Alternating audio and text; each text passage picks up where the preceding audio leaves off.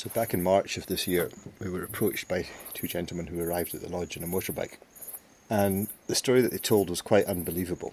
The older gentleman had started a community school back in 2006, so he had literally taken a whole bunch of bush poles and built a classroom and started teaching the children of his community.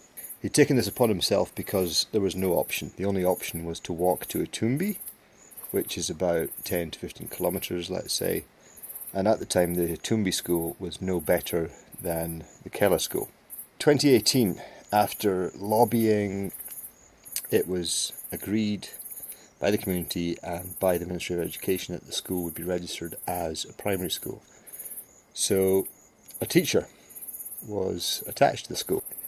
And he basically told a story whereby he had been sent by the Ministry of Education to the Keela Primary School and had looked at the situation and said, there is no proper classrooms, there is no accommodation for myself or my wife, there is literally a few poles in the ground and that's it.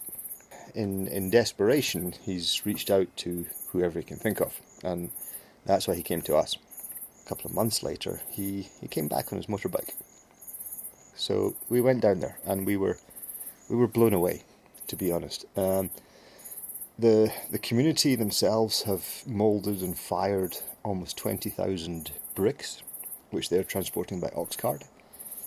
And Kennedy explained to me that he cannot say to them, stop. He cannot say there is no cement coming, there is no roofing sheets. He said to me he doesn't want to kill their spirit. So they are creating a school literally from zero. And we came back to the lodge that night, and we had guests in camp that we were talking around the campfire with, and we were explaining the situation. We hadn't even showed pictures, we hadn't even showed video.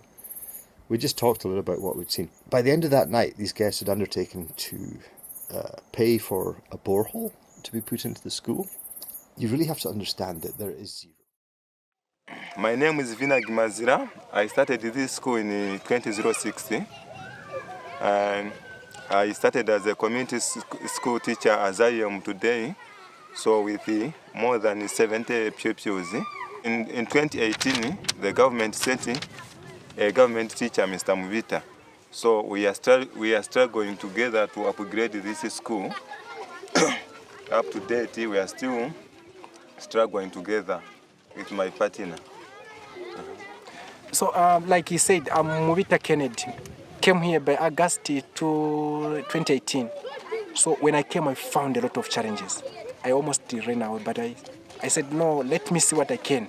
So by the grace of God, we met certain people that maybe can do something for us, because people here, but they have done the best, molded bricks. So if you can have some little bit of iron sheets and cement, then we can be done. So just to put this in context, this is the Keela Primary School. Yeah. Now, how many pupils do you have here? About 150. About 150. So those that you are seeing there, they come in the morning. So we have others that come mid-morning, about 10:30, they go up to 15 somewhere. So as you can see, the school building is basically bush poles with a few old tins on the roof. There's no weatherproofing at all. There's no water. But as we've seen, the community are moulding blocks. They're using ox carts to transport all the building materials. Basically, you just need cement, you need labour. Exactly. Systems. Yes. Okay, let's have a closer look at the school itself. Okay. So as you can see, this is what the community can do. But when it is raining, it's chaos, my dear. So the rains, we tried to leave a space here so that fresh air can get in. But when it is raining again, rains get inside. Then the type of iron sheets, as you can see, they are not very strong. Lack of money, so we decided to get the cheapest. So this one, as you can see, is no longer used. We got the iron sheets and put that structure there.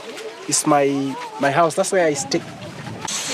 So basically, being a teacher here, one greatest challenge is the writing board. You see, this material is not recommended. We need something which is fixed on the board. So we use chalk, like you see the one that we used here. Then as you can see, it's dark, a bit dark in here. There's no good ventilation. As you can see, there's also no proper school desks. No proper or benches. schools. We are supposed to have desks, but we are just using benches. And it's overcrowded, as you can see. A lot of them, no proper uniform. The people around here are very, very vulnerable. Failing to buy just a simple uniform, so to speak. We're now in the beginning of winter.